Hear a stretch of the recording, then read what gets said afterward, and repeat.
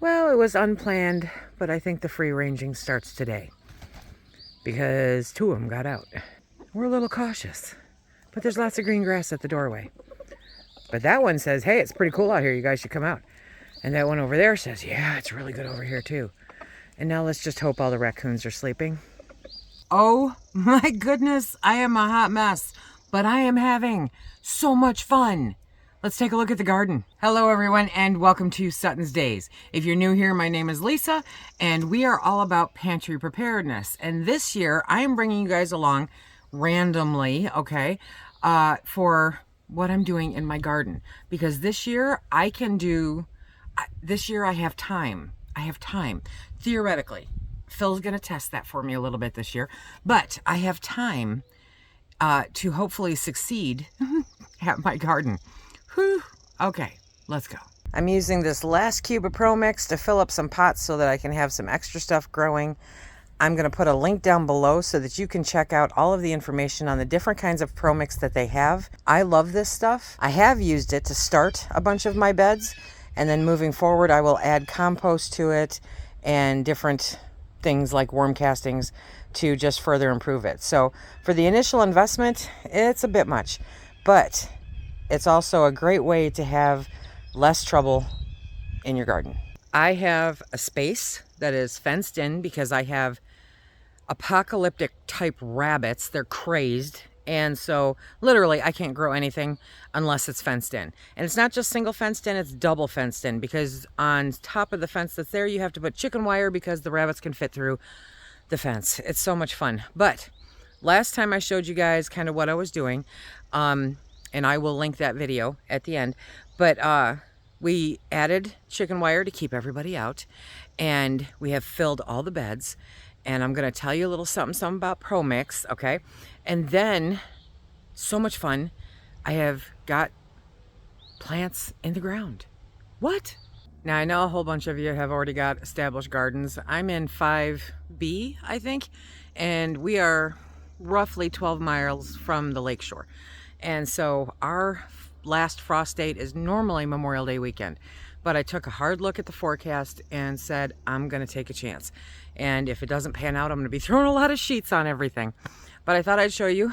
Yesterday we went to the nursery, and these are the things that I got starts on because I did not have the ability to start anything in the house this year. But let me show you what we're doing. I think the coolest thing ever is that we finally got this all mulched. I got some help. This is not something I could do on my own, but finally the entire garden is mulched. Trust me on this, if you have any kind of sizable garden, you want to get bulk mulch. You do not want to pick up the bags of stuff. I hate the bags of stuff. I didn't know any better. The 10 yards of mulch, there's an airplane. The 10 yards of mulch that I have down here was actually half the amount of the bagged mulch that I have in the third of the garden on that end. Drives me crazy. So those are my 3 little beds. Yes, they are. So there's some tomatoes in that one, cabbage in this one, and then I started spinach over in this one right here because the spinach that I put in the other bed didn't take. I think they were probably older seeds. I have my garlic. Yes, I do. Then there's more tomatoes, more tomatoes, more tomatoes, more tomatoes, more tomatoes, more tomatoes. Okay. I did a lot of tomatoes, 3 different varieties, mortgage lifter, Roma's, and early Goliath, I think it was called. I'll have to look. I started my carrots a few weeks back. They're just starting to sprout. I've got chives coming up in that little one right there. Those are my poor radishes. I don't know if the frost killed them or not. We're gonna find out. We'll see. That bed is still empty. That bed was supposed to be my spinach bed, but none of them took. I think they were all older seeds, and I didn't really get any germination. But guess what I did get? Burdock. Yeah. In this bed over here, I'm going to end up putting beans of various types, and probably in that bed also, because you can never have enough beans, my friends. And then there's more garlic. I have that nifty old wash tub. I decided just to stick some petunias in it because I want to see how it does, how the drainage on it works. And along the back fence there are all of my tall phlox that you know I love. So those will bring in the pollinators. Now I've got herbs there, and that's a total experiment. I happened to be someplace where there was a Dollar Tree that's a lot nicer than the Dollar Tree anywhere near me. So I stopped in there, and they had these little seed bombs. That's dill. that's parsley, and that's thyme. I put them in alphabetical order so that I would remember. Now we start on the peppers. Yes, we do. So I've got red bell peppers here. I have green bell peppers there and yellow bell peppers there. Those beauties right there are my jalapenos. And then those two beds are my sweet banana peppers because I love pickling them. Pickled sweet banana peppers are amazing. Yes, they are. My worm farm that I'm hoping to get going this year. And then you probably can't see them, but you might.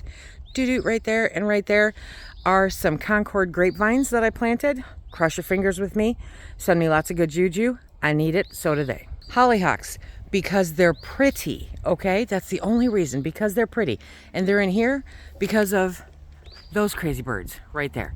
And the rabbits, yes, don't forget the rabbits. Take a look at those peas. I'm so excited. So these are peas and those are peas. They're both Lincoln peas. Strawberries are in the two with the straw. And then the two beds over there, those don't have anything in them yet. That one's deeper. Whoop. So I'm going to put beets in that and more beans in the long one. And then behind the table, my beautiful wrought iron table, I have planted asparagus roots. So I'm not expecting much of anything out of those this year. And those are my onions. They seem to be doing pretty good. My pots, yes. So I've got lavender, oregano, rosemary, lemon, basil, and I don't remember something else. And then that one on right there is a pot of weeds because, yeah. In the trough, I've planted cherry tomatoes because I always plant cherry tomatoes in there. I always amend the soil. Take a deep breath, people. I always amend the soil and I always get an amazing harvest. More than I can use, I end up giving them away. One of the things to remember is that I don't claim to be a gardener. I'm somebody who has a garden. That's it.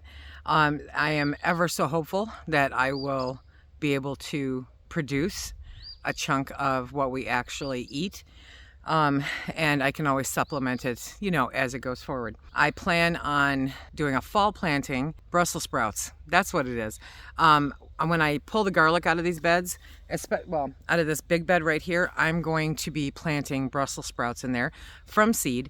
I have enough time before the first frost that they should come up. They're a cooler weather plant anyway. And if you let them go past the first frost, I understand they actually taste better. So I didn't even try to do anything with those right now. I did last year and was remarkably unsuccessful.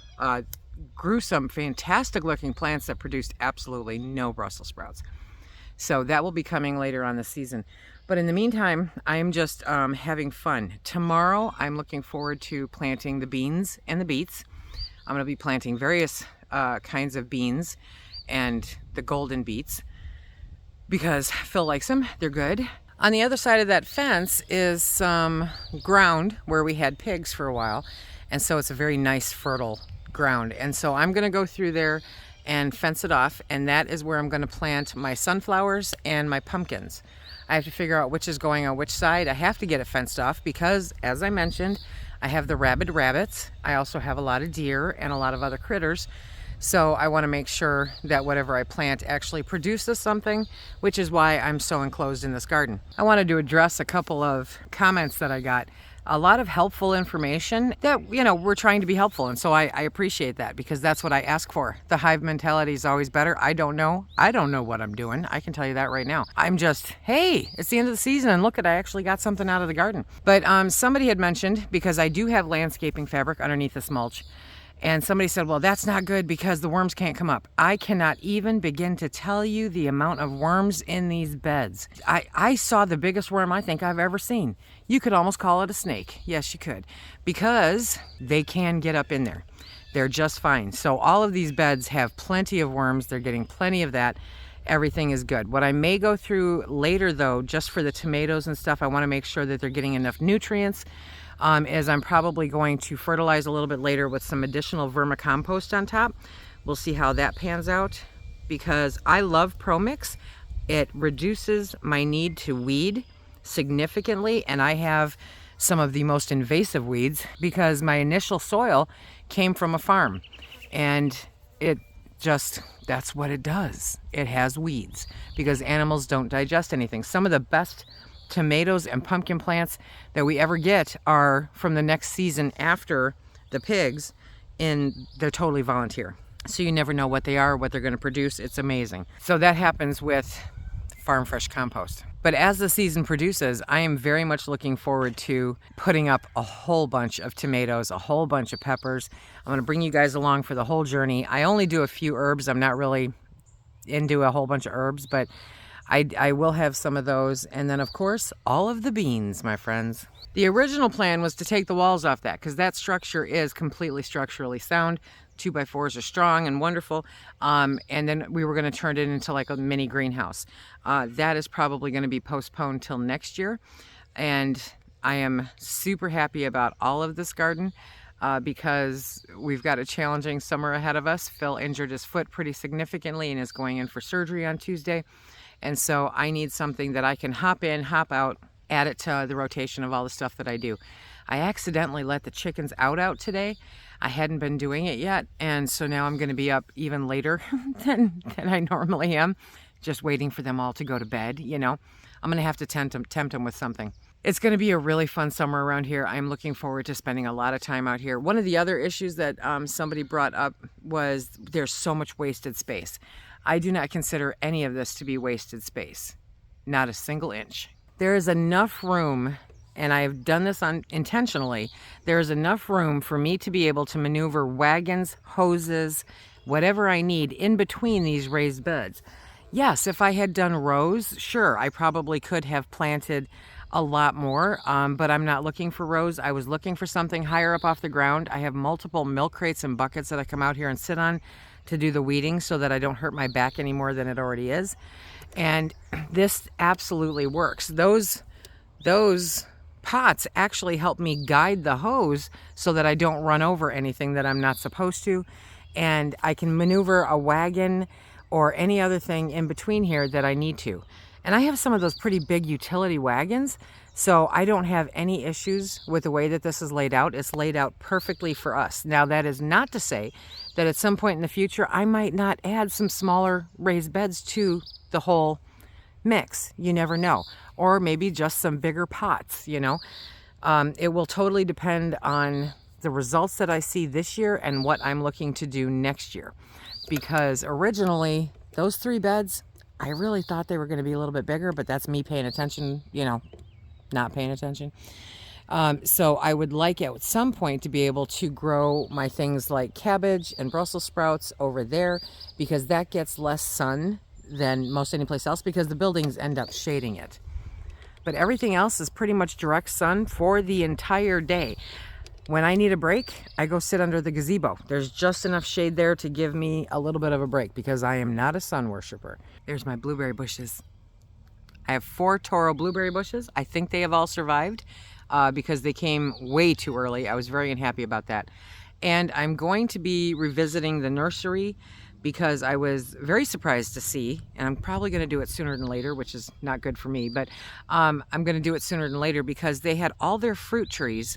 They were a very good size, they were very healthy, and they were only $40 a piece. Now, I've ordered them online, basically gotten sticks, and have had to replace 4 of them now. So there's no warranty with those, and I don't think I purchased a warranty with the ones that died because I'm like, it's probably going to die because of something that I did. But on the other side of the sunflowers and the pumpkins, I'm planning on planting a couple apple trees and a couple of pear or plum trees. Jury's out. Or maybe all of them. You just never know. I do have that big, beautiful, buzzing apple tree. I love that apple tree for no other reason than at this time of the year, you stand underneath it and it's alive. The bees are absolutely going crazy for it. They are pollinating everything they can, and I know it's going to be a plethora of some of the worst apples you've ever tasted. But I'm going to keep that tree because it's a heck of a pollinator. So I figure placing the other trees within a decent distance of that tree is going to help me with the pollinators and make them successful for the years moving forward. So that's my garden update. Going to be doing anything probably beyond what we've discussed, maybe some flowers, you know. But I'm going to be doing multiple kinds of beans. I'm going to be doing beets. I have strawberries, I have asparagus, I have onions. I'm not doing potatoes. because after discussing it with Phil, neither one of us really eat a lot of potatoes, so it's kind of not worth growing them.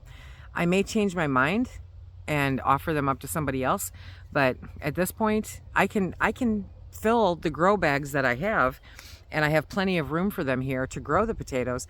I just don't know that if it's worth the effort, you know, all things considered, since we don't eat them. And I'm really trying to focus on what works best for us, because all of this, hopefully, is not only going to end up in our bellies, but in our pantry. I have a ton of things that I want to do with the garlic. I am looking forward to harvesting it all. I'm looking forward to replanting half of it for next year, and then having all kinds of fun that I'm going to bring you guys along with. I saw the cutest phrase. It's called planting for retirement. And while I'm probably going to work until 3 days after I'm dead, the idea is that you're planting it once and then you're just taking care of it and reaping the benefits. So that is my hope for a good chunk of the garden. That's my garden update. Tell me what you think. Honest opinions. Even if I don't agree, I want to hear about it. Be sure to check out this video here for the original garden tour. This is not my normal content, but I'm bringing you along because I believe that we need to know how to grow our own food, and it's important. So do it where you can with what you've got, whether it's pots, whether it's raised beds, whether it is a field full of fun. Throw something in some dirt, grow some food. Until next time, everybody, be safe.